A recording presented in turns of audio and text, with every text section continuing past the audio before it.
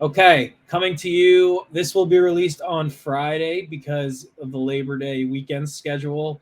Tom was having a blast at the lake house. I did my first break on Saturday for 528 on TikTok. That was pretty fun. Oh, I Um, forgot that you did that. yeah, it How did it was. go? I thought it went pretty well. Like I really enjoyed being in the power chair, as they call it in sports radio. It was fun. I mean, I like just blabbing into an audience that really can't stop me. Besides, like sending little comments.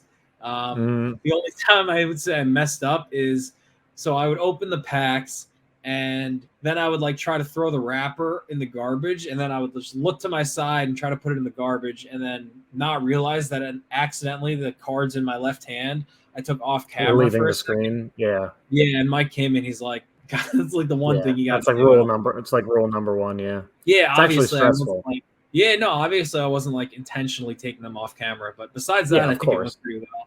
I felt like okay.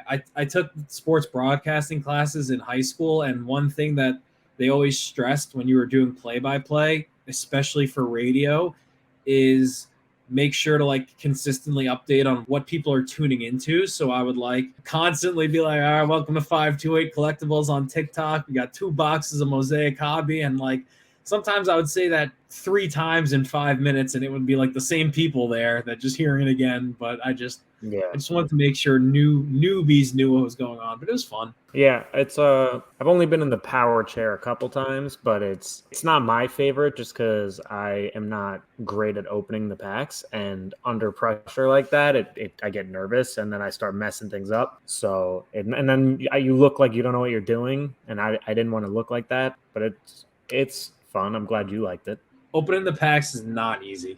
No, it's not. Some of the packs are extremely hard. Actually, one of my many fantasy football drafts just started, so that's fun. This is the live draft episode.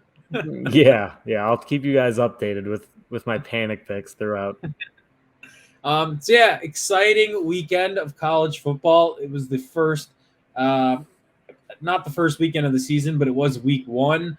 The story, pretty much without a doubt, of the weekend is Colorado beating TCU 45-42 in Dion's first game. They were, I think, like 27-point underdogs. So one of the few times that a college football coach says, "Ain't nobody believe in us," and it actually was true. Except for me, I did bet them, and I did not cash it out.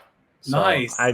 I meant to look at what the odds are now, if that's still available, just to compare, but it's not looking as bad. Oh, you bet them to win the conference, right? Mm-hmm. Oh, nice. I thought you meant you bet Yeah. them like straight up against TCU, and I was going to say it was eerily reminiscent of your Talia bet from a couple years Well, that ago. was unreal. I'm still on the Talia bandwagon, still a believer. But no, Shadeur looked awesome. He threw for 510 yards, 4 touchdowns. Travis Hunter, at one point, the number 1 recruit in the whole country that Dion flipped from Florida State to Jackson State, had 11 receptions for 119 yards and played 80 defensive snaps and had an insane pick. I think you'll like this. Trevor Woods also had a pick. He was one of only 10 scholarship players left over from the 2022 team, and he had a pick, so that was pretty cool. And the Buffs had 86 newcomers, 53 of which were transfers, which is an all-time record. I do like that. I'm happy that some of the guys that are holdovers from last year are getting some shine, getting some burn. That's kind of exciting. What I will say is that Shadeur could have had even more passing yards and probably another touchdown. I think some of his players were dropping some deep balls. I think I saw like 75 yards were negated by drops. That's crazy. I didn't realize there was that many. We had the game Yeah. on while I was breaking, so I didn't have I had it on a low-ish volume because I didn't want it to drown out the sound of the break. But Gus Johnson on the call too. It was a pretty electric game. And Joel Klatt, obviously it's my favorite booth, and Joel Klatt was played at Colorado, so like he did a fantastic job, I think, of staying close to the middle as he probably could in that situation. Yeah, I mean that's got to be pretty crazy. Probably hard to keep your cool. Yeah, and this whole situation is insane. We really haven't seen anything like this. I mean, Lincoln Riley flipped to USC last year and totally used the transfer portal to revamp that program in like as fast a time as you can, but this is unprecedented. And Colorado is now like as close to the center of the college football universe as you can get without being someone like Georgia or Ohio State or USC, which is crazy. And it's hard to say that the Dion experiment isn't already like wrapped up and confirmed a huge success just because of that alone. And they're winning games already. Yeah, for sure. Here's my question for you that I'm sure has already been talked about a million times, but I haven't been looking into it. Do you think Shadeur Heisman campaign could be in the cards? I do, yeah. Obviously, he's going to need to win probably at least 9 games. And I don't know if they're good enough to do that because there's a good chance that we look back and say, yeah, Colorado is orders of magnitude better than they were last year. But this was also a 17th ranked TCU team. And I don't think based off what we saw yesterday or 2 days ago, anyone would be totally shocked if TCU ends the season unranked. So Colorado would have to at least compete for the conference, I think. And I'm not sure they're good enough to do that yet. That being said, most teams they're going to play, they'll have better players than their oppositions. At least better like top-level stars. But certainly right now, he's probably he has to be the Heisman frontrunner after week 1. Yeah, I mean, just based on passing yards alone, pretty much. Yeah, and no picks. And he played well, too. It's not like he was throwing to guys that were wide open like some Alabama quarterbacks do sometimes. And he was doing a fantastic job of just taking what TCU was giving him. He wasn't trying to do too much ever, and he worked super well in that offense. Credit to them because they brought over the head coach from Kent State to be their OC. His name's escaping me at the moment, but they looked like a pretty well-coached team up and down. I was keeping tabs on it, but I didn't get a chance to watch it. Is he a dual threat, Shadeur? Was he scrambling at all? He definitely can move. I think he ran more at Jackson State than he is probably going to at Colorado. Okay. And Travis Hunter playing – like Travis Hunter is probably the best player in the country, and I have no idea if this is sustainable because he played – the snap counts vary. I've seen anywhere from like 119 to like 144 snaps for him, but in the 100-degree Texas heat, he basically played the entire game and was an impact player on both sides of the ball. And history tells us that's not possible to keep up. But who knows? He could just be built different. From what I heard, they were saying he's a first-round pick at wide receiver or corner, but he will not be playing as much on both sides of the ball, I don't think. It seems like this will – in big games – this is from what I was reading. They said in big games he'll probably, up his snap count on both sides of the ball, but for like the regular run-of-the-mill conference game or non-conference game for that matter, I don't think he'll be playing that much. You run yourself into the ground. That would be so electric, though, if like a big primetime game and you just know you're gonna be seeing more of him on both sides. Yeah. Producer Rue, can you look up when USC and Colorado play? Because I have a point on that. Sorry, what were you gonna say? I just panic picked so hard because I didn't realize it was my pick. I took CeeDee Lamb in the second round. Who was your first pick? Nick Chubb. Okay, I like CeeDee. I like Chubb. I have the 9th pick, so there wasn't that much available other than Chubb. I could have gotten like Derrick Henry, but I think I should have gone AJ Brown. But instead of compact disc, yeah, I like CeeDee too. CeeDee, I do too. Hopefully, if Jalen Hurts falls to me with my next pick, I could have gotten the stack. September 30th, producer Rue says. So for when? What was the game? USC Colorado. So depending on how those teams fare in the weeks between now and then, there's a good chance that will be one of the most watched college football games in history. Yeah, that's going to be insane. Like if they're both undefeated or have one loss, it's going to be probably on the hype Fox. Around that game is going to be, it's like Alabama LSU caliber hype. Literally, yeah, game of the century. Yeah, that ended 9-6 in overtime. That's why I had to go hype in terms of hype, not in terms of actual game. Also, Florida and Utah happened. That was the Thursday nighter. It was a nice little home and home. They played last year too, week 1. Anthony Richardson had that crazy 2-point conversion that went viral. I'm a little sad to see it go because it's a nice color matchup. Utah looked impressive even without Cam Rising, who is returning to the practice squad. To practice soon or has already. This guy just busted down my door. But Billy Napier, the Florida coach, definitely needs to start winning fast. By all accounts, all the reporting is that the fans are getting pretty impatient in Gainesville, and they looked, in my opinion, like they were coached by a coach in his first game, not his second season in the SEC. And those kind of things do not lead to long tenures as the Florida head coach. He's got a short leash, and I mean, based on the first game, it's not looking good for him. No, yeah. They basically did everything they could to give the game to the Utes, who were missing not just Rising, but I think they're starting tight end and a couple D linemen too.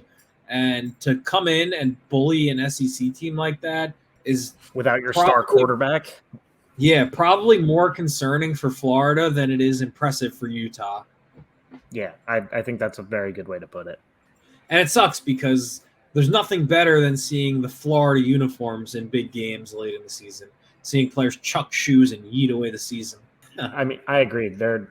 I totally forgot that happened, actually, the shoe thing. But I agree. It's good. Florida being good was such a key part of our college football experience with Tebow, and we've gone over the whole documentary and the Urban Meyer saga. But it's normally good to see them be good, but I don't know if they'll ever return to their glory days. Yeah, and it'll take a massive shakeup. It will, yeah. And I was telling Rue about this. Like, there will never be a time where there isn't one team in Florida that is really, really good, just because of how fertile a recruiting hotbed it is. It's one of the states where you can compete for a national championship if 90% of your roster is in-state guys. And we'll get to them. I guess we could transition on to Florida State right now because they look like the team that is capitalizing on that the most. They beat down LSU on Sunday. Florida State dominated the transfer window. Keon Coleman, the receiver from Michigan State, had an insane performance. He had 3 touchdowns, mossed some dude. And it just shows, if you're in Florida recruiting well, you're going to have an awesome team. And they look like the class of the ACC now. Yeah, you're right. Florida's such a hotbed for talent. It's just a matter of getting the right coach in there pretty much. But they haven't been able to do so since Urban. Yeah. So then, I guess more on the Florida State LSU game. LSU, they obviously made the conference championship last year, beat Alabama, I think at home. But I think their ceiling's probably capped by Jaden Daniels. He was a very pleasant surprise, I would say, last year, and he's talented. I just don't think that when stuff starts to break down like it does in every college game for every team at some point, he is the guy that can really steady the ship and be an elevator for guys around him when that starts to happen. So I think they're going to struggle to compete for the division again this year because he's kind of limiting them in that capacity. But like I said earlier, Florida State totally looks like the class of the conference again. Jordan Travis is a great quarterback, and Jared Verse is a monster. He was wrecking that game yesterday.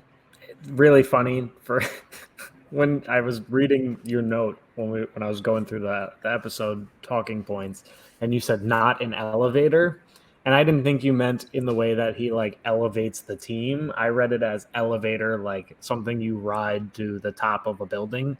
So I was trying to figure out what you meant by that, and it never crossed my mind that you meant it in the sense that you did. No, but also not an elevator. Confirmed a person, not a human being. Yes. A human non-elevator, dual in every sense of the word. Yes, exactly. In case that wasn't clear to the listener.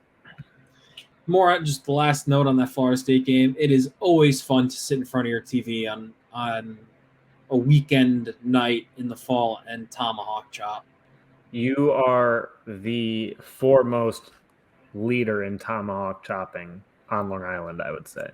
Yeah, definitely on Long Island. I thought you were going to say in the world, and that was not a title I was prepared to accept. No, but at least in our little bubble of Long Island, foremost leader of tomahawk chopping. I'm pretty confident that that's true, that I tomahawk chop more than anybody else and on this 100-mile rock. Chopping your way into local Long Islanders' hearts every day. I think that's the tagline for the News 12 traffic helicopter. I don't even get News 12. Other games, I do either. North Carolina and producer Rue's team, South Carolina. I thought both quarterbacks were pretty good, Drake May and Spencer Rattler, but Rattler had no time to operate. North Carolina's 9 sacks for the second most they've had in a game in program history. And to me, the whole story was South Carolina's disastrous offensive line. Didn't South Carolina used to be your team? They did, yes. There was like at least a year, I would say, or like 8 months or something in high school where I wanted to go there. Who was the running back? Marsh. That was really good. Yeah, Marcus Lattimore. Marcus Lattimore. Isn't Marshawn Lattimore? He's the Saints corner. Yeah. Okay, I never made the connection. Are they brothers? I don't think so. Oh, they just have very similar names. But yeah, wait, which Marcus Lattimore? Yeah, he was awesome. Lattimore. He was awesome, and then he he had the most devastating knee injury I've ever seen. Yeah, it happens. It does sucks, but I think he made it to the league anyway for a couple of years. He was on a roster for a while, but I don't think he ever played. He was still, I think, a 3rd-round pick, even though they knew it was more likely that he would never play than that he would, which kind of just shows how insanely good he was. Yeah, dude, he was nuts. The fact that I even remember him that clearly is basically indicative of how good he actually was. They also had Clowney, Alshon Jeffrey, Duke Ellington, who was an electric kick returner. Yeah, no, they were really fun back in the day. South Carolina under the head ball coach, Steve Spurrier, back-to-back 11-win seasons for the first time in school history. Pretty much, I think I kept up with them more because of how big a fan you were for that brief period. I didn't watch any of this game, I'm going to be honest with you, so you're going to have to lead this charge. I was also just very distracted by this draft. I think it's going well. I'll give you an update after we finish this. Okay, one of the elite uniform matchups in college football, an awesome yearly ACC SEC crossover matchup. This one, I believe, was played in Charlotte, so North Carolina, I guess, had the home field advantage. What was I going to say? South Carolina changed their helmets. I'm not a fan. I missed the Gamecock already. No longer on their helmet. But besides that, it's Rattler played well, even though he had no time to even think back there. So it'd be nice to see them try to patch that up. It's going to be tough in the SEC to fix that on the go if the talent isn't there. And it's going to suck for him because if he had a good year, he could totally help his draft stock, and he still might. And maybe it will come off as more impressive for him if he's doing it behind a bad offensive line. But it was a fun game to watch until South Carolina stopped being able to do anything. If you had to guess, do you think he has a career in the NFL, or not as a backup? Do you think he'll ever have a long stretch as a starter, just based on purely your projection, if you had to guess? Probably not, but I think he's talented enough that he could if he gets the opportunity and the right situation. Bruce said, Marcus Lattimore, 4th-round pick, never played a snap. Wow, that's crazy that he was on the roster for 3 years and never played a snap. Yeah, just hoping he could retire at 23. Hoping he made $2 million, I think. Good for him. I think he's coaching in South Carolina now. That is good for him. What else? Ohio State versus Indiana. Not much here. Because Indiana scored 3 points, but Ohio State only scored 23. So that was kind of there's been a lot of talk about that because their high-powered offense with all those receivers that we talked about, those named Marvin Harrison Jr. and those with names that are hard to pronounce, like Emeka Egbuka. We don't need to go through that again. Yeah, just did not look like the Ohio State offense should look against Indiana week 1. With an entire offseason to prepare for that game. I don't believe it's Brian Hartline's first game as the OC. I think he was last year too, but I could be wrong. Marvin Harrison Jr. only had like 2 catches, so I'm sure things will improve. It was McCord, I think his first name is Kyle McCord's first game as the starter at quarterback. So we'll see. I mean, we'll see if they can figure things out. There's not really much to talk about there because the defense was stout and it's Indiana. But yeah, I mean, still a 20-point win, but not what you'd expect from OSU. Yeah, and just something to keep an eye on if they don't start scoring more points, because then the Big Ten is essentially wrapped up for Michigan. Mm-hmm. Yeah, I think they'll turn it around. They just have too much talent not to. Yeah, it's obviously a new quarterback. Their last 2 starters were both top 11 picks in the NFL, so that's obviously hard to replace. You're due to come back down to earth at some point, but Ryan Day certainly does not have much time to waste there after losing to Michigan 2 years in a row and missing out on even playing in the conference championship both years. I don't know if you saw Michigan, because Harbaugh is serving his self-imposed suspension. They all came off the bus in like free Harbaugh shirts. They lined That's up hilarious. in like a single file line, and they all raised a 4 because that was his number at Michigan. And I was just like, he's not dead. Like, this is his under his own volition. Yeah. Yeah. He's probably I didn't see that, but that's hilarious. But yeah, that was just Michigan being Michigan. The last game that I have notes on is Clemson Duke. That was last night. Duke won 28-7, and there's no other way to think about this besides is the Clemson dynasty over. Well, first, before I address that, let me just say Duke is confirmed a football school, according to Daniel Jones. Oh, yeah?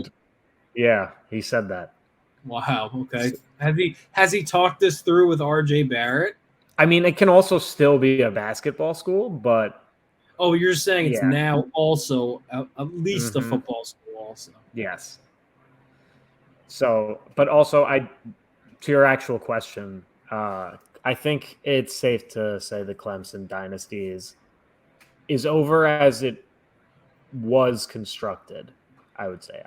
I think Dabo's a really good coach, and I think it's very possible that he's able to turn this all around, but I think they're in a little bit of a rough spot for at least this season and probably a little bit going forward, because they won't have the carte blanche when it comes to recruiting.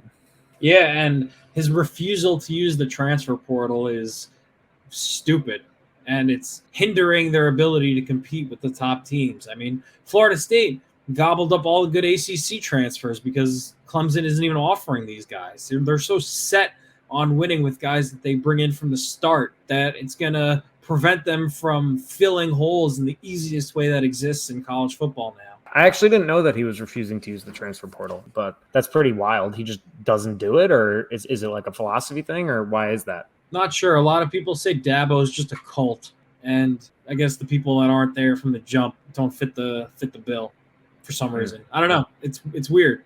Everyone else is doing it. If everyone else is jumping off a bridge, Dabo might not do. Well, it could be fun. It's true. Probably not. If it's not a dangerous height, it could be fun. Who's to say? What if it's 1 foot and there's a shark? Well, then if there's danger in the water, that's also bad. I meant if it's safe in general, including the height and not being shark and or piranha infested. Piranhas are only in like South America, right? I have no idea where piranhas are located. South America. Classic drinking juice. But yeah, Garrett Riley, they brought him over from TCU to be the new offensive coordinator, and him and Cade Klubnik did not have that offense humming, which, I mean, the 2 games Cade has played was a spot appearance in the conference championship game and he won the game MVP, and then he started the bowl game against Tennessee and did not look nearly as good. And this is now 2 back-to-back performances as the starter that were disappointing. One in the first game of the year, very DJ Uiagalelei-esque. Yeah, which is disappointing because we were talking about that we both expected him to be pretty good. And you have Cade, that Carter I group, still right? expect him to be good. Your brother does. Oh, I Big just had Clemson a guy. little bit of a botch job. All the good tight ends are off the board, and I am sweating. Oh, yeah? But I'll give you a quick rundown because I think the listeners probably invested in this. My I team think so it's far is Jalen Hurts, Nick Chubb, Miles Sanders, CeeDee Lamb, DJ Moore, Drake London, Jahan Dotson, and Jerry Jeudy. I feel really good about it, but there's no good tight ends left. I like that team too. I mean, Judy's someone I will always believe in, even if he's not good. He's hurt right now, but I have him on my bench right now as my first bench wide receiver. So it's really, I'm not relying on him to be a starter. Gotcha. We had the 5-8 fantasy draft yesterday. Oh, you're in that? Yes, I am. 12 team. It's my first 12-team league. Apparently, we have to pay to pick people up off waivers, which I've never done before. Yeah, your fab budget. I guess I had to pay $1 to pick up a defense to drop the one I auto drafted when I got distracted. So yeah, it's actually really important. It makes it more interesting because you have to try to guess what other people are going to bid. Like if you, let's say, some handcuff is on the waiver wire, the starting running back gets hurt. Someone who needs a running back could bid $50 on it, and you're like, okay, this person needs a running back. Let me put 51 on it. But then you're risking someone's highest bid being 20, and you just went $30 over their highest. So does it show makes you things the super interesting? No. Does it show? No. Okay. No, you have No, no but idea what other people are after. bidding. I mean, after.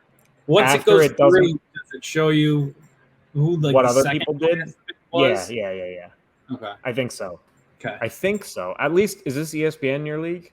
Yes. I've never done fab free agency on ESPN, so I'm not sure how it works. I've only done it on Yahoo. Gotcha. Then all I have on college football left is upcoming games. Some highlights include Texas at Alabama. That's where game day is going to be, and they're doing a live McAfee show episode from Tuscaloosa this week. Ole Miss at Tulane. Ole Miss 1-0 with Hugh Freeze as the head coach, and Texas A&M at Miami, Florida. Which game are you looking forward to the most?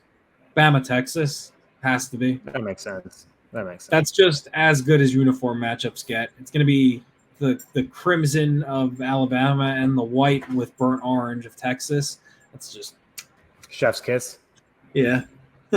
That's an exciting game. I didn't know if there was going to be some weird random team that you have a strange emotional investment into that I didn't know about. Colorado, Nebraska. Dion Yeah. versus what's his face? Old Matt Rule. Old Matt Rule. Yeah. That's a fun coaching matchup. Yeah, old Matt Rule. I was gonna say old Panthers coach, but then his name came to me. It's like a Scooby-Doo villain. Yeah. Old Matt Rule. Old man Rule. Do you have anything else for housekeeping? No, I've got a couple things that I could touch on, but I think I'm going to save them for awards. All right, and producer Ru has confirmed piranhas are native to South America. Wow. I did not know that. But hey, like you said last time, something new learned of the day. Yes. Part 2. Might have to make it a weekly entry at this point. A segment? A skit? Is it a skit or a segment? If it's just like a one-line thing. I think it's more of a bit than anything, actually. Okay. All right, so moving on for the meat of today's episode, we are going to just do a rundown of all the week 1 games. So do you want to talk about Chiefs Lions, or should we skip that one because by the time this comes out, that game will have happened? We can touch on it. We might as well. I think the Chiefs are going to win, even without Kelsey. It seems like very well might miss this game. I think the Lions are good, but I think the Chiefs are going to win. Yeah, no, I think the Chiefs are going to win too. I don't know how good the Lions are going to be. I also think they're good, but I don't think they are the clear division frontrunners that a lot of people are painting them as. They're very talented. Their offense is legitimately explosive. They have a plethora of backfield options now, bringing in David Montgomery and Gibbs. But no, I truly have no idea what to expect. My gut is telling me that it's going to be a disappointing season for the Lions just because it's the Lions and when was the last time they had this much hype? That surely has to be a letdown, right? I think so. I think they're going to be a good team. They can I, make the I honestly, playoffs. I agree with you. They're not. I don't think they're world beaters, and I think anyone projecting them to be is being a little overzealous. Probably, I would say a year ahead. It feels, I think their future is bright. I just feel like they're still young. A lot of their core is still very young and developing, and it feels like we could be a year early, but there's a chance we're both just a year late. It's true. I do like the way they built that team. I think investing in heavily on both sides of the offense or on of the line is always a solid way to build a roster, and it has totally helped to maximize the return that they got in the Stafford trade because they've been able to compete pretty quickly with Goff behind center, which I don't think anybody expected. So props to them for building the team in a fun and promising way. Sorry, Kai's freaking out. I've just never heard that noise before. It didn't But I mean, sound dog-like.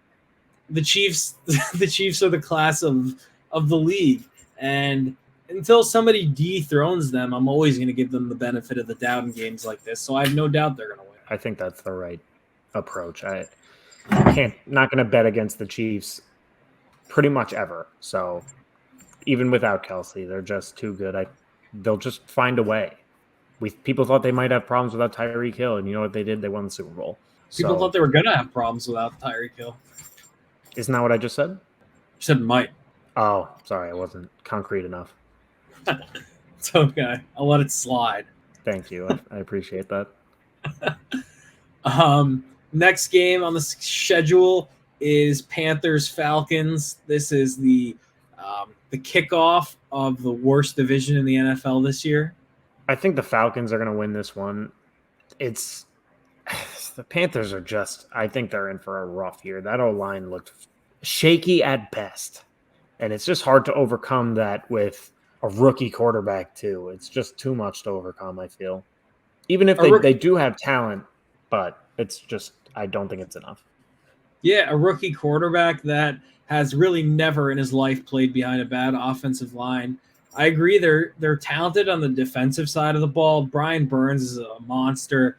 I really like Derek Brown. I really like JC Horn. He looks like a true number one corner. But offensively, there is almost nothing to work with there besides Bryce Young. And I like the Falcons. Like, they have been, for different reasons, extremely disappointing over the last couple of years, namely in the Kyle Pitts department. But I think Desmond Ridder could be very promising. They have skill positions all over the board. Their offensive line is good. And I'm just excited to watch that team try to piece together some exciting football, even if they're a disaster defensively. I think they're just going to be fun to watch, honestly. And I think Ritter's actually pretty decent. I'm not saying he's a star, but I think he'll be at the very least a pretty solid game manager for the year. Yeah, I mean, he did it for 4 years at Cincinnati. Guys like that come in with that experience under their belt often find it easier to have success early in their careers than those that have played one game at the FCS level in 2 years. Yeah, at the very least, their floor is higher. I think I think so. That's usually what it is. So I think we both have the Falcons in this one, right? Yeah. Next game, Texans at Ravens.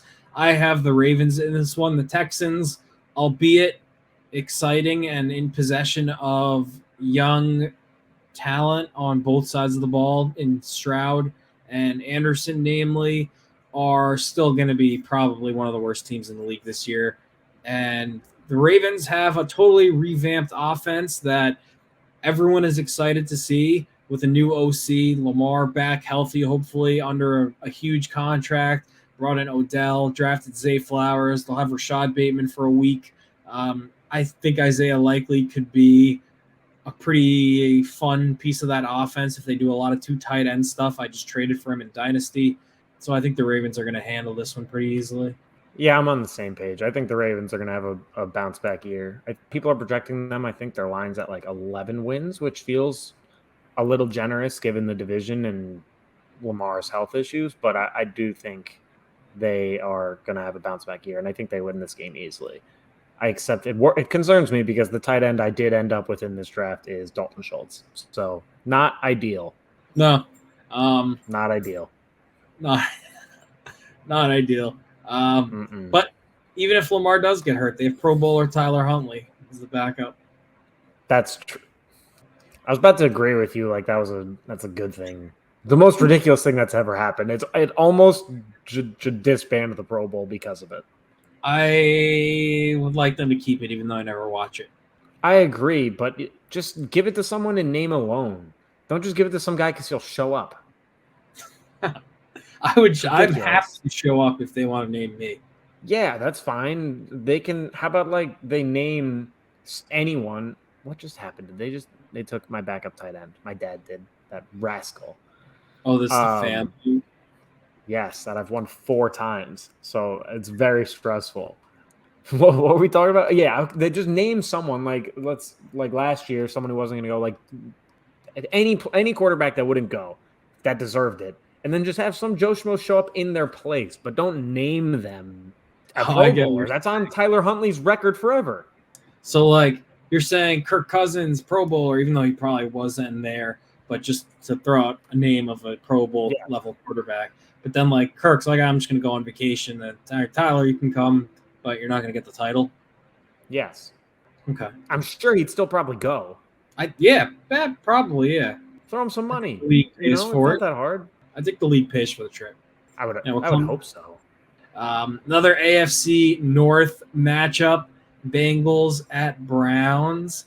I think the Bengals are going to compete for a Super Bowl, and I am not very high on Cleveland, even though Deshaun is my fantasy quarterback in the 5-2-8 league, which I'm not thrilled about. But, I mean, the Bengals are just super talented on both sides. It looks like Burrow's probably going to play, so give me Cleveland in this. Give me Cincinnati in this one. I don't think I'm going to be picking Cleveland very much this season. I would agree. I think it's the type of game where it's just the better team's going to win. I think the Browns will be pretty solid. I think Deshaun should have a better year, but I just think the Bengals are a better team. And everything I'm hearing was Burrow got out of that walking boot after like a week, which signifies it's not really a serious injury. So I think he should be back at the very least close to 100%. And I obviously saying that I think he's going to play, and I think he'll play at a high level. And the Bengals are just really good, and I don't see them losing week 1. Yeah, I mean, against all but definitely 1, maybe 2 teams, they're going to have the best quarterback in the game. Yeah, and against every team in their division. 100%.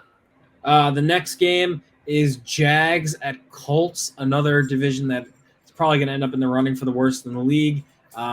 I'm definitely going to go with the Jags this year. I'm super high on Jacksonville. I think the combo of Doug Peterson and Trevor Lawrence is going to win a ton of games over the next couple of years. I agree. I think it's a good duo going forward.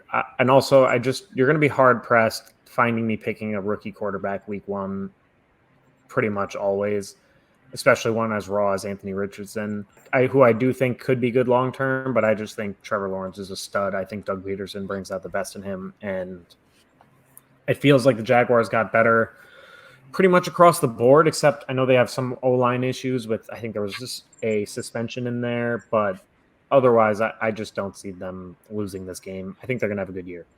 I'm also excited for, I can't remember, Trayvon Walker. He was obviously a surprising number 1 selection because he shot up draft boards seemingly out of nowhere, but he was pretty much like an interior defensive lineman at Georgia, and they drafted him with the goal of having him be an edge rusher. So everything he was doing in that capacity last year was something he was learning on the fly, basically. And physically, the dude's a freak. Like, he tests off the charts, and I expect that he's probably going to take a huge leap forward this year. So, like, they could add a dude that normally would compete for, like, defensive rookie of the year, but almost like he's a year behind, if that makes sense. And I expect him to keep getting way better. that corner that they have from Georgia, whose name I now can't remember, is awesome. Producer Tyson Campbell. He's really good. A lot of people think Calvin Ridley is going to have an awesome year. I think Christian Kirk's good, like overpaid maybe, but I think the Jags are going to be a really fun team to watch. I think I agree with everything you just said. I got nothing else.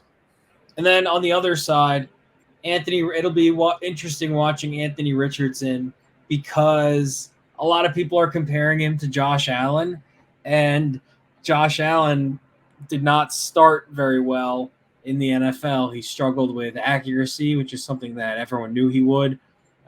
Sometimes trying to play hero ball, which he still does.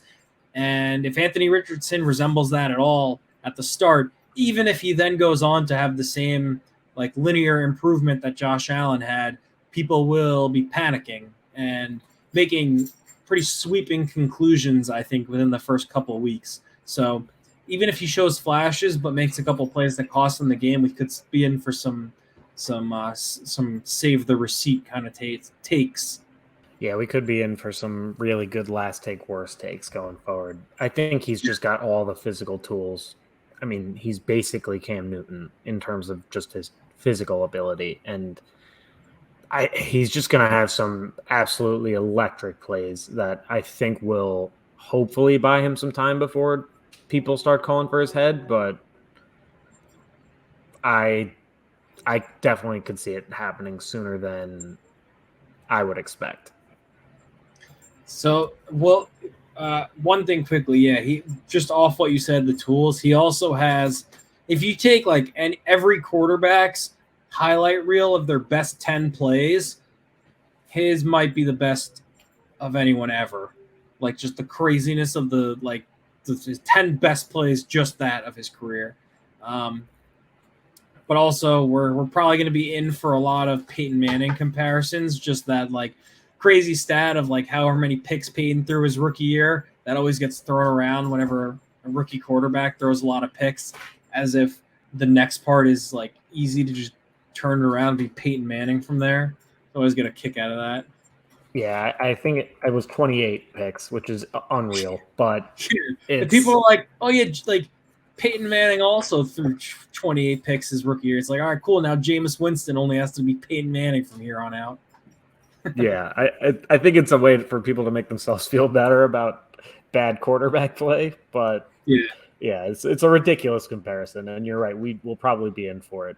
I mean, the quarterback carousel in Indianapolis has been pretty wild since Andrew Luck's retirement. So I'd like to think they'll be patient with him. I hope they will be, but we'll see.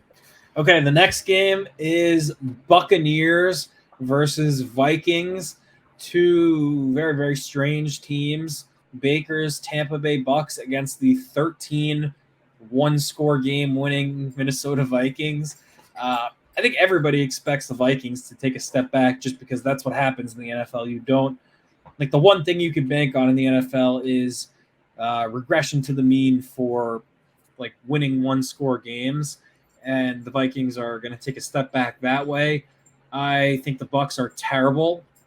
They're probably going to win only like 6 games, so I think the Vikings are going to win this one. I think the Bucks might win even less than 6 games, but yeah, I'm with you. The Vikings will for sure take a step back record-wise, even if they're the same team on paper, just because you can't expect to win that many one-score games in 2 seasons in a row. But I still think they're going to win this game. I still think they're going to be a good team. They played out of their minds last year, and they kind of showed who they really are against the Giants in the playoffs. I think they're going to win the division still. I think they're going to win the NFC North. Yeah, no, I don't think either of us are saying they're going to be bad, just that they're not going to record-wise be as good as they were last year. Yeah, that offense is super, super talented. I'm interested to see Madison with a full starter's workload. I think that'll be – I feel like people aren't really talking about it at all, which I guess why would they be really talking about the Vikings RB1 situation? But he's just so good in limited action whenever he would fill in for Dalvin. It'll be interesting to see. I feel like people aren't talking enough about Jordan Addison too on that team. I mean, they used a first-round pick on another wide receiver when they have the best wide receiver in football. So was it like a Randy Moss, Chris Carter situation? Chris Carter had one of the more famous rookie symposium or something that the NFL puts on. One of the more famous speeches there ever, where when he told all the rookies to have a fall guy on hand. I mean, it's good advice. Great advice. Excellent, practical advice, but not what the NFL wanted him to say. No, they probably wanted him to say, like, don't speed. Or you don't tell that yeah. to the University of Georgia now. You know, they've had 15 speeding violations in the last, 6 months. Pay for their drivers at this point. The football program's bringing in enough money that you can just pay for them all to have drivers. 100%, or get them mopeds or scooters, razors. But you could get in other kinds of trouble with those. You can, yeah. But the odds of death are way less likely, I would think. Oh, absolutely. I would imagine, at least. I don't have speeding. Those statistics. Yes. Speeding. Yes. Or get them Segways, even though the founder of Segway died by Segwaying off a cliff by accident. I didn't know that, but that is a fun fact. It doesn't sound very fun not fun for everyone involved, but fun to know. Okay, I'll allow it. Thank you. The next game on our agenda is Tennessee at New Orleans. I truly have no idea what can happen in this game because the Saints were a really bad team last year that brought in a really veteran quarterback, and I think Derek Carr. What? Were you just rubbing your microphone or something? It sounded insane. I just heard scratching in my ears. No, I didn't do anything. I thought you were reacting to the really veteran thing. No, I couldn't even hear what you said. No, I said they were the worst, one of the worst teams in the league last year that brought in a really veteran quarterback. He's very much so a veteran. An extreme veteran. Yes.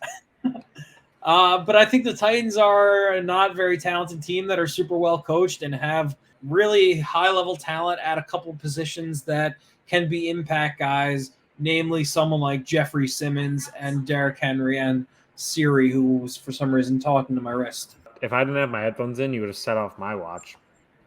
I'm with you. I think they're both questionable teams. Both have some talent. Both will win some games. It's kind of a toss-up for me. I would not put money on this game unless the line was minus 14. But if it's even money either way, I'm not touching this game. I feel like this is the kind of game that a variable coach team wins more often than not.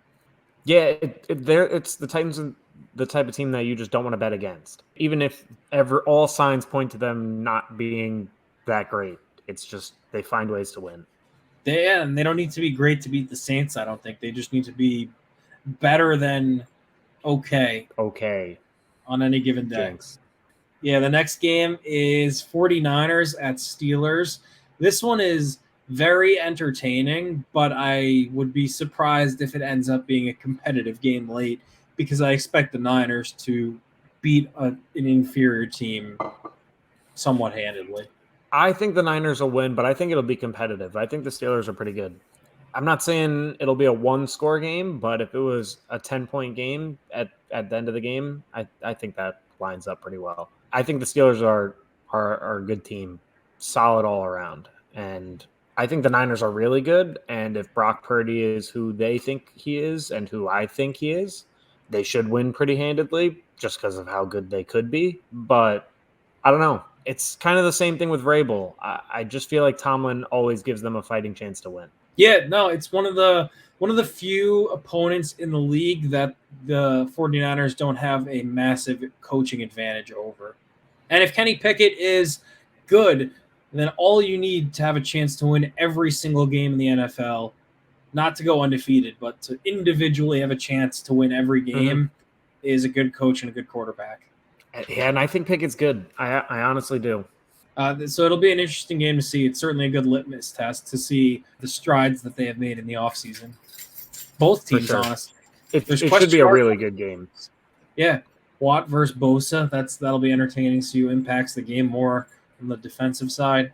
And it's now the good Watt and the good Bosa. That's Last year true, it could have been the bad Watt and the bad Bosa. Not bad in reality, bad, in his age. Yeah, don't want people coming after me because I said J.J. Watt's bad. Also, Cardinals at Commanders. This is both teams start with a C, obviously, and if you were grading, I guess grading them, that's probably somewhere around where they would grade as well. Did it freeze for you, the stream? You froze for a split second, yeah, but your volume came through the whole time. Okay, but no, I mean, two of the. I'm actually not that low on the Commanders, but the Cardinals are probably going to be the worst team in the league this year. I'm not going to pick them to win any game. I'm with you. I think the Commanders will win some games. I think people have been mean to them, and I think people have been mean to the Giants. I think they're both going to be solid teams. Solid, if not spectacular. The Commanders' defense it has the potential to be good. And if Sam Howell is at all good defense, decent quarterback, you're going to have a chance to win every week. And I'm with you. I think the Cardinals are going to be the worst team in football. Even when Kyler comes back, I think they're going to be the worst team in football. They're going to be so boring to watch, too. Like, we don't even know who their quarterback is. No, tuning into Cardinals games is going to be a chore. Who do you think it ends up being? You think it's Dobbs? I think so. I mean, they traded for him. Yeah, who's the other guy's name, though? He has a fun name. It's not Oladokin, right? No. Tune, the rookie. Yeah, Clayton Tune. Clayton Tune is all over Luminance, and he just signs his stuff CT, which is kind of cool. He's not cool enough to do that, though. He's not, but it's a cool-looking signature. Not as cool as Nick Tune either. It's true. Or is that Al Tune? Yeah. So, yeah, I mean, that's really all I have on that game. I don't expect it to be I'm going to tune in because I want to see Sam Howell, but I don't expect to be treated to the maximum levels of entertainment that the NFL has to offer on a week-to-week basis. I don't know if you've ever said anything more eloquently than that. So, that was beautiful. Thank you. Packers-Bears. It's Packer week for me.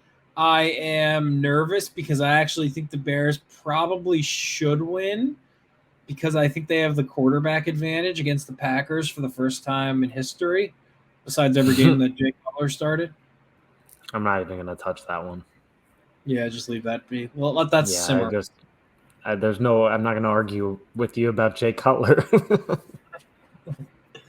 I think the Bears are probably, I haven't looked at the odds, but I think they're probably favored to win. I think this is another good litmus test game. I think this is a good, let's see what Justin Fields actually is. I think it's a good, let's see what Jordan Love actually is.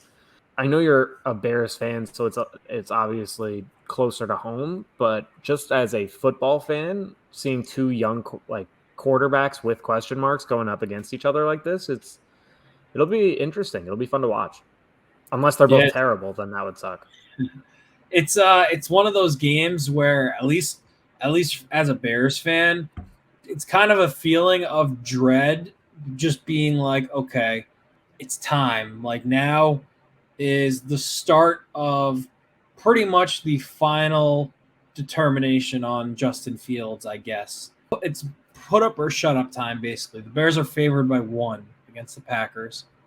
I think that checks out. I would have thought they'd be like 2.5 favorites, just, a field goal, but it's not make or break for Justin Fields, but not this one game. No, but I think the first, let's say 6 games, if he puts up stinkers, it's going to be time to ask questions. Yeah, I think it could be time to ask questions if he puts up a stinker in 2 games.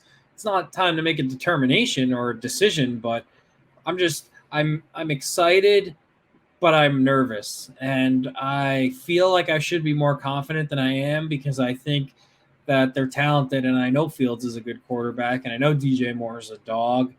And the offensive line is improved, but I don't know. It's just the fact that over the next, let's say by Halloween, like we could have an answer on if Fields is going to be there for the next decade or not is scary.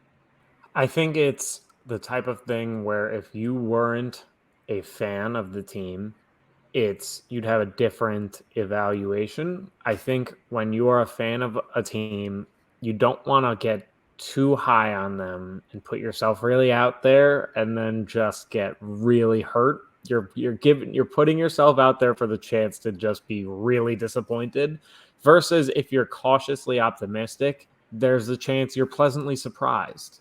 You know what I mean?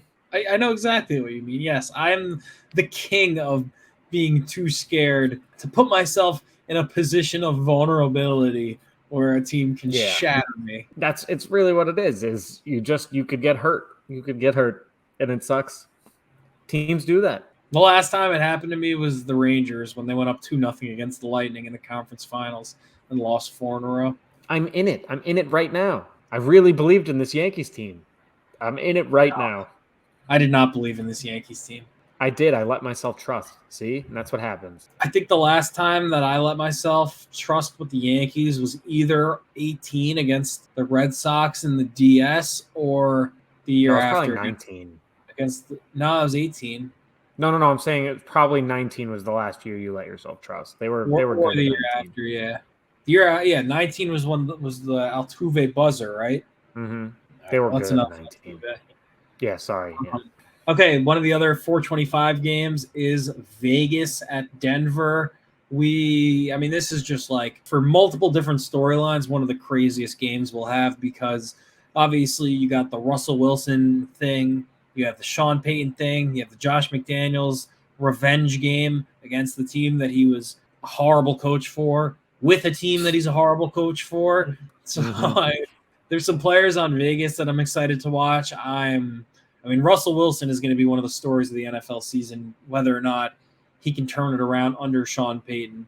I think the Raiders are going to stink, so I think the Broncos are going to win this game, but it doesn't mean that I will feel definitive about either team either way, no matter what happens. I think the Raiders are going to be bad, but I think if the Broncos go out there and really make a statement, I think it'll change some people's minds about them. Not that it'll change yours, but I do think if they go out there and they really perform and Russell Wilson puts on a show, I think people will be talking about them differently, even though the Raiders aren't supposed to be very good. I don't know if you wanted to talk about this later. I don't know how to go about this without spoiling. It's not my award, but the Chandler Jones situation, I feel like I'm probably stepping on. It's not an award of yours? Okay, but did you hear about it? No, I have no idea what you're talking about. Oh, that he was tweeting today that they wouldn't let him work out in the facility for some reason. He had to train at like a public gym, and he tweeted his texts, I think, to Josh McDaniels and to the GM saying, "How do you expect me to play this season? I can't even get my GM on the phone. Thanks for that. Why did y'all bring me to Vegas to play with me?" He said, "It's a shame that I am a top athlete with 112 sacks in the NFL and I have to go to a local gym to work out during the season for no apparent reason. This is wild to me, Josh, and you know what it is. You need to do what's right." And then he said, "I don't want to play for the Raiders if that's my head coach or GM. I want Patrick Graham, Ivy League, salute emoji." So the Raiders just clown show continues. Dude, what is up with Josh McDaniels isolating his defensive stars? Not his defense stars, just his stars. I have no idea. It is so strange. Why? I just want to hear more. I want to know everything that's happening. I want to hear the team comment on it. I'm like a little bit too invested, but it's just like a super weird situation. Yeah, like I don't understand what could have happened to get him locked out. Like, are they trying to move him? I have no idea. I think he since deleted the tweets. I think they were Instagram stories. Yeah, they were. So maybe they're working it out, but I don't know, man. I didn't hear anything about that before you told me. All right, well, I'm glad I didn't step all over one of your awards. No, yeah, me too. But that's it's a dumpster fire, the Vegas dumpster fires. Next up on the schedule is Bolts and Dolphins games at SoFi. I'm going to go with the Dolphins on this one just because I think they have the coaching advantage. I think the Chargers have the quarterback advantage. I kind of want to say that it's closer in skill positions than it might seem with Reek and Waddle because healthy Keenan Allen, healthy Mike Dubb, and Quentin Johnson is a pretty good trio until they all get hurt. And I give them the running back edge with Eckler versus, I guess, Raheem Mostert. 100%. Yeah. I say I guess not because I think it's close. I say because I'm not certain who the actual starter is there. But Jeff Wilson's on injured reserve, I think, or the PUP list. So they drafted Devon A-Chain too from A&M. See, fantasy football actually helps me keep track of these lesser known prospects, but I don't think he's projected to be the starter week 1. I think it's a situation where he could end up becoming it, but isn't it yet. None of the breakers at the store know how to pronounce his name. I didn't know how to say it until you just said it. How are they saying it? A chain? Devin Akaney. A caney. There's an H in there. Why would you assume it's a cane? Because they thought it was. I would have thought it was a chain. Well, it's close to that. A-chain. It's A-chain. Yeah.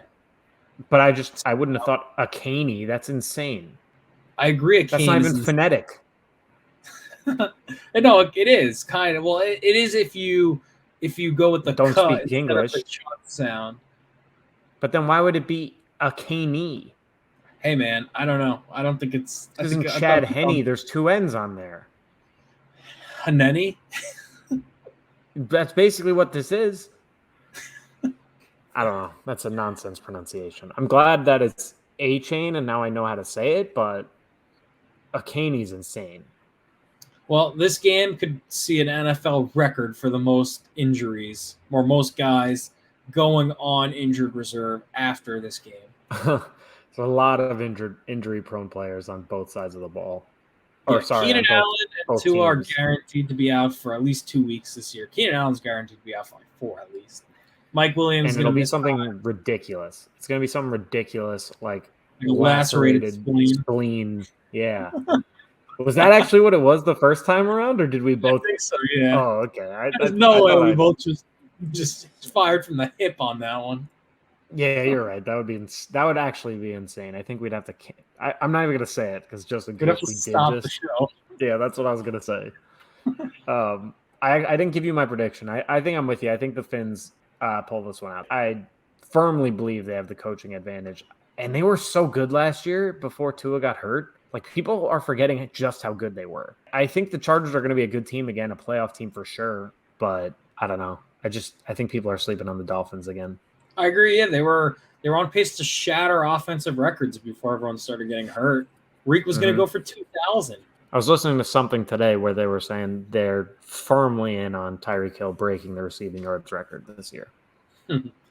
I'm not 100% sold that the Chargers are going to make the playoffs, which I'm pretty confident would lead to Staley being replaced as the coach there. But yeah, I agree. The Dolphins are when healthy and firing on all cylinders, hard to beat for anybody.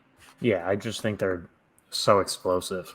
The next game is Eagles in Foxborough to play the New England Patriots. I think the Eagles are just going to stomp them. Yeah, I think the Eagles are going to win. The Eagles are really freaking good, even though they've had a ton of turnover and, I think they have a new OC in DC, but they have so much talent on their roster, and the Patriots don't. I think the Pats are going to be competitive this year. I think they'll be better than they were last year. Their offense literally can't be worse, but the Eagles are just too good. I can't imagine the Patriots upsetting them here, even though they're at home. This has also got to be like Bill Belichick's dream team. Like the Eagles, that good offensive on the offensive line, that good and getting extremely better with the additions of guys like Jalen Carter and Nolan Smith on the defensive line, a really smart quarterback that can pick up first downs easily with his legs and make all the throws that he will be asked to in that offense. I think it's probably the most talented roster in the league still, and I think it's going to be a pretty easy game for them this week. The only reason it wouldn't be an easy game for them is if Belichick's been game planning for this one game the entire offseason and just, pull a rabbit out of the hat type of deal. But it'd have to be an absolute coaching masterclass for them to win. Yeah, he'd have to walk circles around Sirianni, who I think is too good of a coach for that to happen, even though it's Bill. Yeah, Sirianni annoys me, and I don't like him, but I think he's a good coach. Think he's too corny? Yeah, it's just like two in your face. Like, act like you've been there before. He never had. I know, but so that's embarrassing. I don't like it when people do that. Okay, fair enough. The last 425 window on Sunday game, Rams Seahawks. This one I also have no idea how it could go, because if the Rams are back to full strength, then they're going to be one of the best teams in the league. What are you giggling at? It's just such a nothing burger game. Yeah, well, it's a playoff team last year and the team that won the Super Bowl the year before that. So yeah, you can frame it and you can put pretty flowers on it and, put lipstick on a pig. But I think the Seahawks are overachieved last year. I think the Rams underachieved. I think they are both not serious contenders.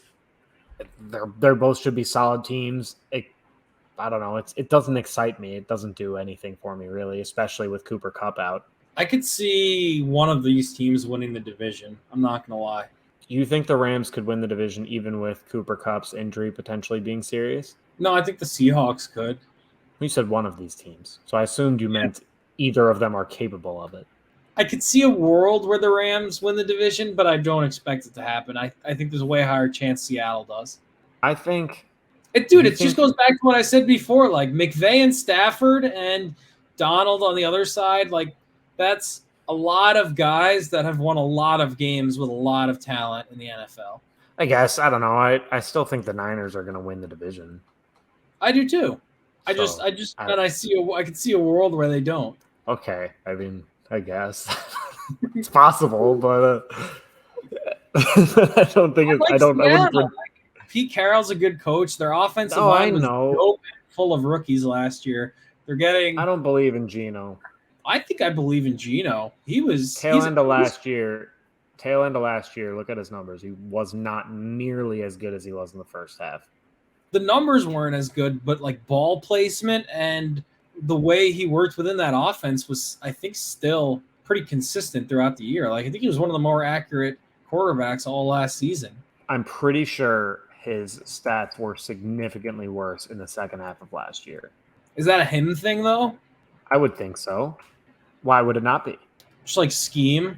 If they changed the way they were playing to try to counteract the way teams had adjusted to face them.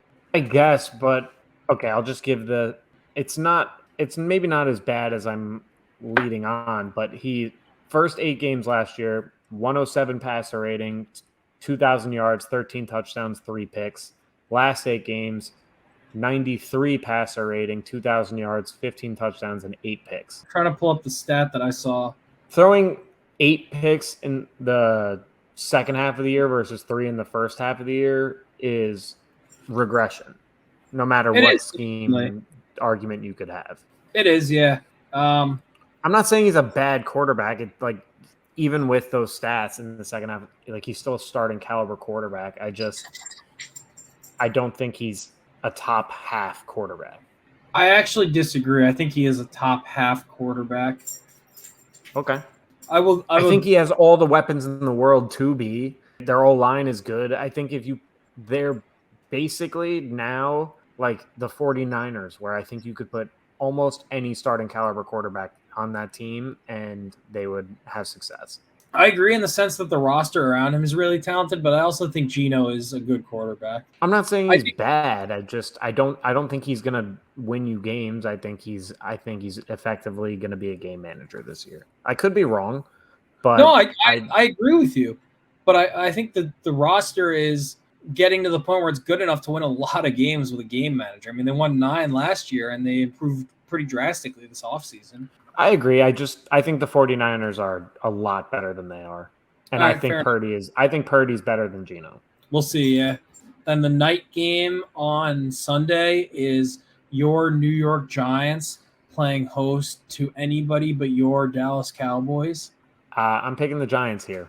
Week 1, they almost always play the Cowboys well, which, I mean, you could say for most in-division matchups, I would say, at least in the better divisions. But I think the Giants are being slept on. I think they have the coaching advantage. I think the quarterback disparity is not as big as some would like you to believe. Giants have gotten better on both sides of the ball, and another year of development for their elite left tackle, and hopefully their right tackle rounds into form. The center they drafted, John Michael Schmitz, I believe his name kind of messes with me because it's like John Jacob Jingleheimer Schmidt, but he's supposedly really good from what I've heard. The Giants are a really sound team, and I think Daniel Jones is pretty solid. So I'm picking them to win. I don't blame you if you pick the Cowboys to win, but Giants at home, I'm in on it. No, I'm actually going to pick the Giants in this one.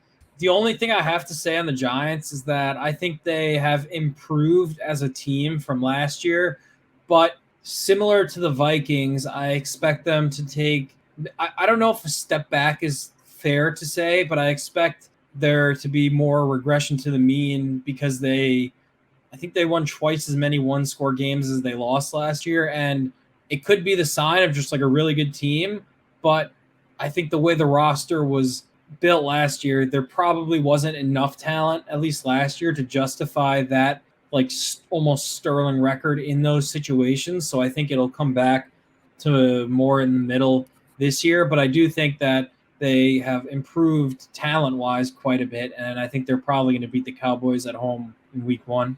I think I get your point. They could be a better team this year and theoretically win less games than last year. That's a total or possibility. Win as many games. Yeah, or just as many. But I think I think they could win 10 games. They won 9 last year. Yeah, and I think they could win 10 this year. But even there, like they probably added more than one win worth of talent and development. But yeah, that's what I'm saying. Like it's because of it's hard to replicate success in tight games like that. So they could have double the amount of like more than one score wins, but just lose a couple of the one score games that they had like some fortunate bounces, like maybe the Bears muff punt at the end of that game last year, something like that. I understand, and I get the Vikings comparison, but I just feel like the Vikings trajectory, even aside from their regression, it just feels like they're headed downwards, where it feels like the Giants are headed up. I feel like they for sure got better on both sides of the ball. Without question, in my eyes, they did. And I know that any given Sunday, the games that they won last year could have gone the other way. Those one possession games. Absolutely. But I also think they were so devoid of talent on the offensive end that theoretically shouldn't be as many close games. They should be able to score more because they'll be able to open up the offense more. They have so many, like Daniel Jones was their best receiver last year for the second half of the year was Isaiah Hodgins, who no one had ever heard of before. And Richie James was probably their second best. So it's like, I get why there is that hesitance in, anointing them as a serious team beyond what they were last year, of course. And I think there is some risk to thinking they will be, but I don't know. I believe in them. Could be stupid fandom stuff, but I do. No, I think we both agree that they're more talented than they were last year. And yeah, we both have them winning this game. That's surprising. I didn't think you'd have them winning this one. No, I mean, I've been to a handful of Giants-Cowboys games at MetLife, and I know that those are always up for grabs, like for both sides. Yeah, that's one of those things that like you kind of can't put stats to. It's just how it is. No matter how good or bad the teams are, it's just always close. Both teams are going to bring it. Yeah, it's going to be a dogfight. And then Monday Night Football this week, which we usually have 2 Monday night games week 1, right? I think so.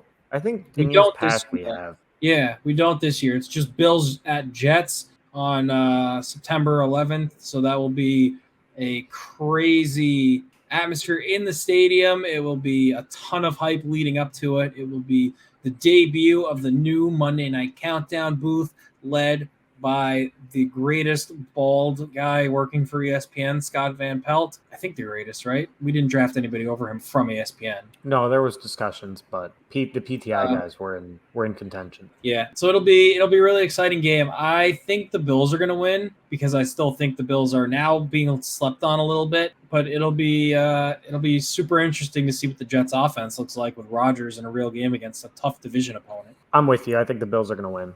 I think, obviously September 11th game between two New York teams, emotions are going to be really high. I think the Bills are more equipped to handle playing in high emotion games than the Jets are. Good point. I think that the youth of the Jets works against them here, regardless of how experienced their quarterback is. And I'm with you. I've been saying the Bills have questions that people aren't really talking about for a little while, but I think every team has questions. I think it's just, I'm with you. I think people are now underrating the Bills, and it's not even because of the questions. I think they're just becoming a little bit of an afterthought almost because of how good the Chiefs and Bengals are. But I think the Bills are still the better team than the Jets. I obviously I think it's going to be a good game, but I'd be surprised if it was like a toss-up in the end. I think the Bills will, I don't want to say handedly win, but win not even comfortably. I think it'll be a Bills win. They'll take care of business. Yeah, I don't know how to phrase that, but yeah. And the second Damar Hamlin steps on the field, he locks up comeback player of the year. Absolutely. There's literally nothing anyone can do to steal that award away. Nothing. Except it's his award to lose. Except die and come back within this same season. Yeah. Yes. Yeah. Come back for the playoffs. All right, so that is week 1 of the NFL slate. I am quivering with excitement. Is that what I meant to say? I mean, yeah, shaking, quivering.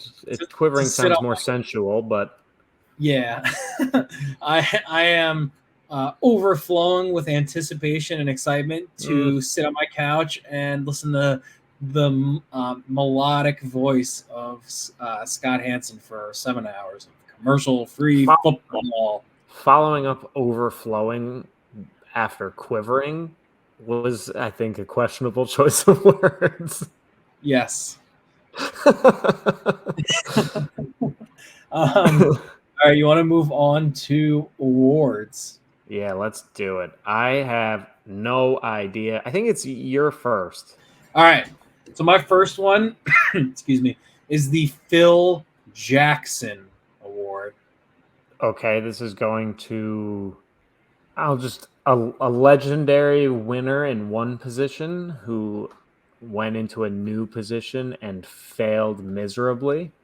There's some aspects of that you got spot on, but that's not the whole picture exactly. Is it the coach of a team nearly marrying the owner of said team? She actually just got married like 2 days ago. I know, I saw it to a comedian. Yeah. No, it's what not. Sport? What sport? What sport? Collegiate football. Is it Saban? No, it's not. Do you want to hear what it's for? Dabo? It is Dabo, yes. Do you want to hear what the award is for? Sure. It's a multi-time champion with 2 of the best to ever do their job. But when those guys weren't there, he struggled to field a competitive team wearing orange and also brought in a guy with a difficult-to-pronounce last name that disappointed. I'm sorry to throw that last part in. I didn't need Porzingis flashbacks. Are we talking Ntilikina? It's Frank, yeah. Oh, even worse. That's way worse. Throwing shade at my man Frank. I think I have his card somewhere on this desk.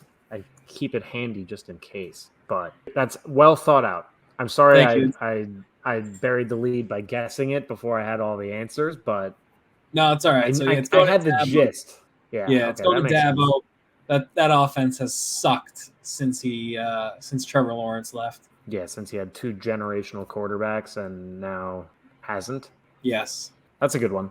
All right, my first award is the Always Darkest Before the Dawn Award. Is this going to the Yankees and their recent performance after calling up 2 top prospects? That is exactly why. Let's go. After months of me clamoring to bring up the young guys and change things up because it literally couldn't get any worse, it got so much better. And the Martian touchdown, and he had 2 home runs in his first series against the Astros, who we hate oh so much. And his first major league swing he puts into the bleachers. It's just you couldn't write a better debut for him. They sweep the Astros. Austin Wells looks like a real major league hitter.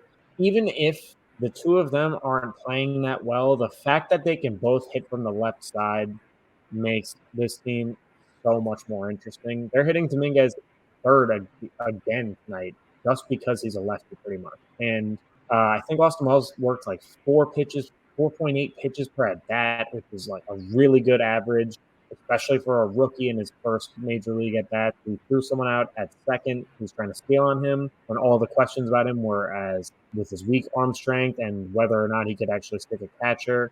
People are getting a little too excited and saying the Yankees can make the playoffs.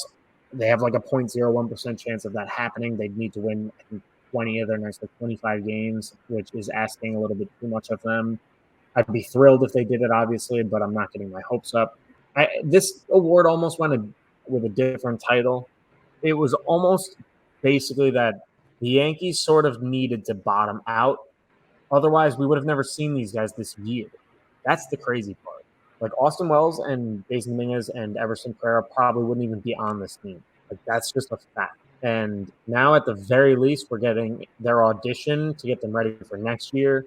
I think the Yankees missing the playoffs forces them to make hard decisions and look at themselves. And Hal seems to think they're going to redo the analytics department in some capacity, which I think is good. And some level of organizational overhaul is important, even though I think Cashman and Boone are keeping their jobs.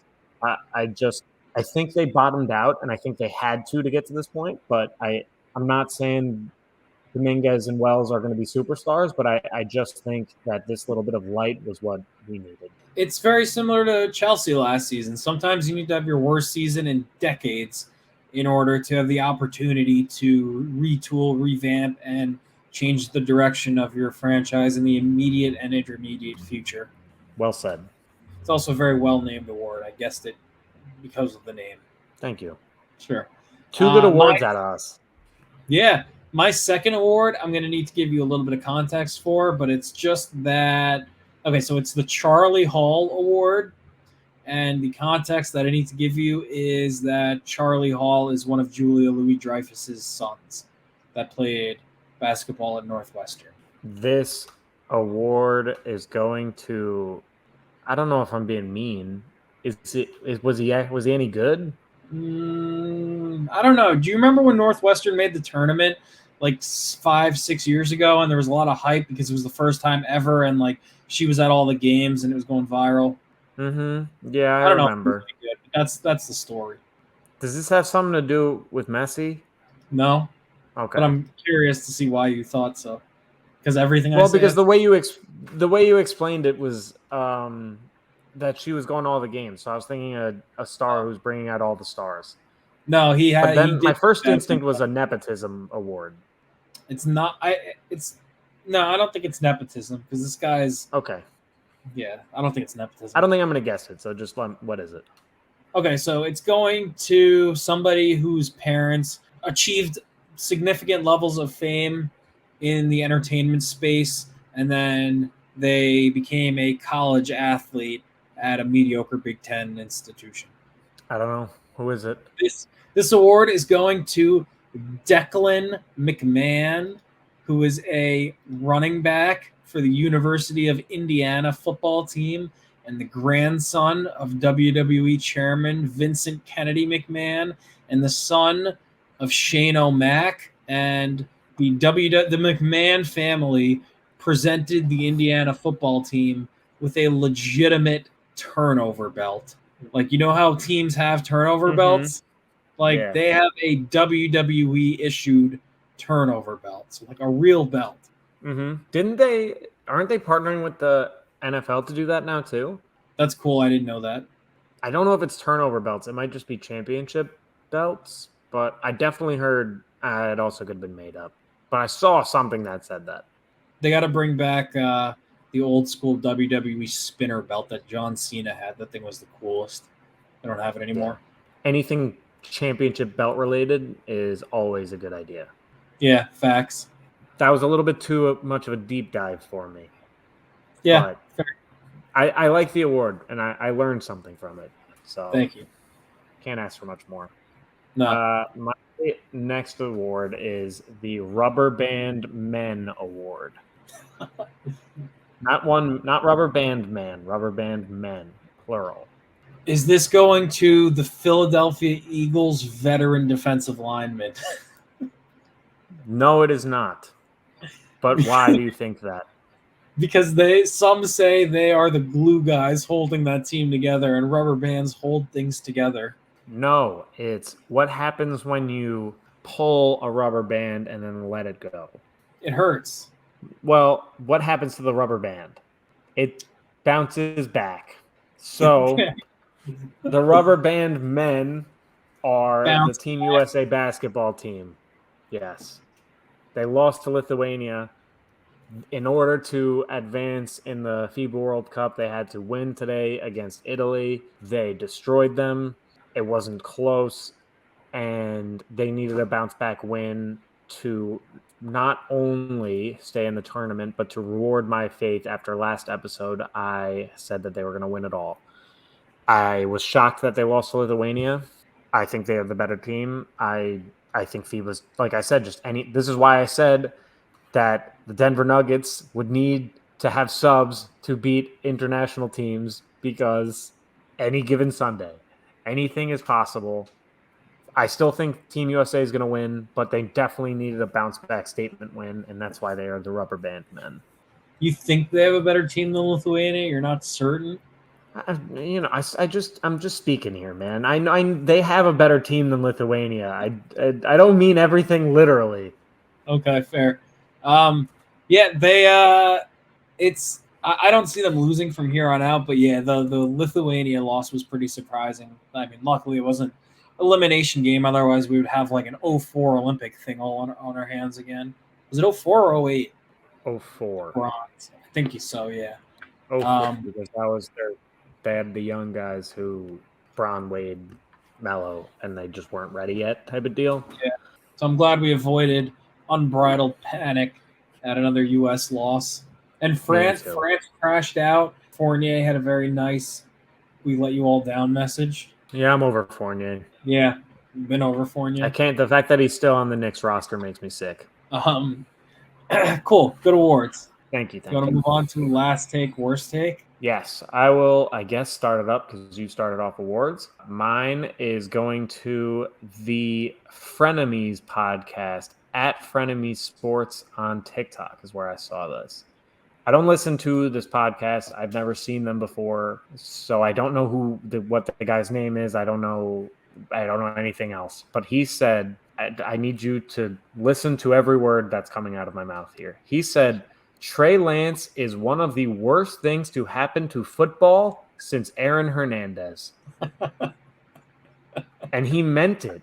And his co-host was like, I can't believe you just said that. And he was like, they took Brock Purdy last pick in the draft. They took Trey Lance third. That's just not how you should draft quarterbacks. It's a travesty. It's a shame. I don't understand what he's saying. Like, yeah, okay, you shouldn't have drafted Trey Lance third overall.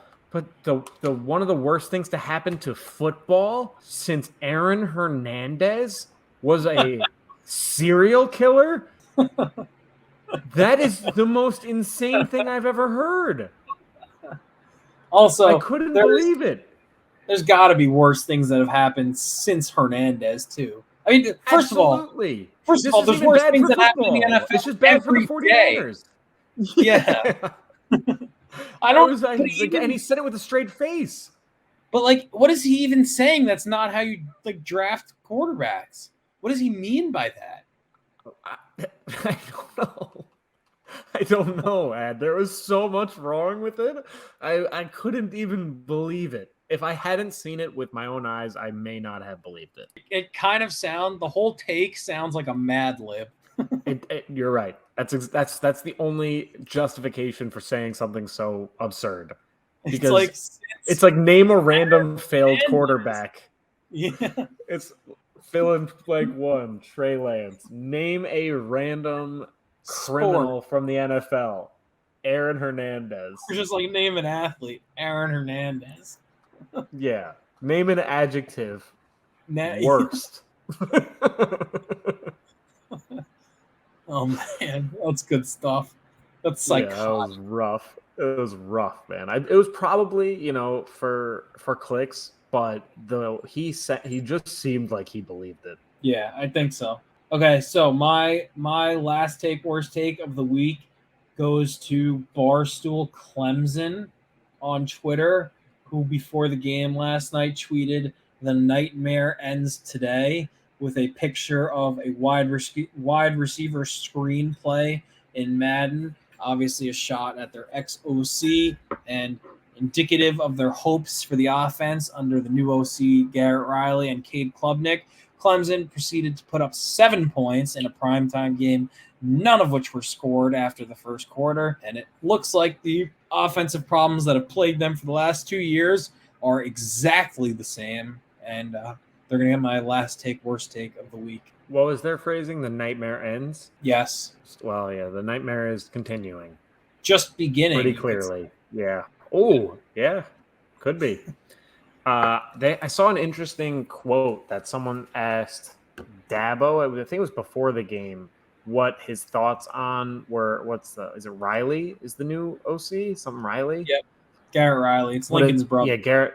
Yeah. So what his thoughts were on him, and Dabo said something about, well, it's the Clemson offense, so it's a collaborative effort. It almost feels like maybe Dabo's Clemson offense could be the problem.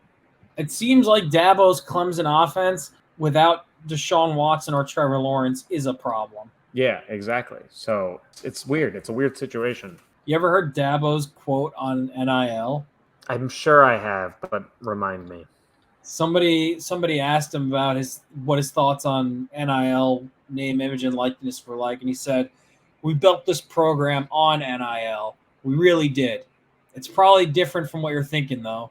We built this program in God's name, image, and likeness." And that, our adoring viewers, is how we build this podcast. Oh, man. And biracial angels named Derek Jeter. I was watching the movie Trainwreck. So the one with Braun? Yeah, the one with LeBron and Amari. And the main guy character is he's a sports doctor. And they're asking him who he works with, which athletes, and he names like Tom Brady. I think he names a couple other people. And then he says, A-Rod. And the guy goes, "Oh, fuck that guy." I was just like, come on, man. In every movie, leave the guy alone. A lot of Boston guys in Hollywood now. I know. And I was with my girlfriend, and she was like, "Does everyone hate A-Rod except for you?" And I was like, most people do. Most people do. And she was like, "Why do you like him?" I was like, he was just so cool when I was growing up. Like, I don't know, he's awesome. There's nothing. I was like, there's nothing you can do to make me not like him. Nothing. No, he shushed me, and I still love him. Yeah, he did. He shushed you, and I still love him. Yeah, and I'm very protective. It's true. Yeah. All right, cool. All right. Good episode. Good episode. Do you want to tell the people where to find us? Thank you. Yeah, I will do it. As I always do. Let's go. All right.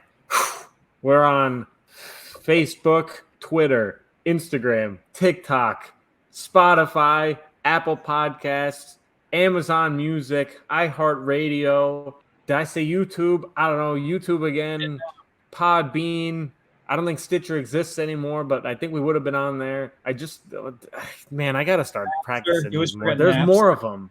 Napster, Pirate Bay, LimeWire, where I think you could probably Google us. We might come up on Google. I think we are. I think we're on Alexa random. That's Amazon. Play. Right? Yeah, but there's some sort of random thing that we're on. We actually get a lot of our plays through Alexa somehow. Sweet. I don't know.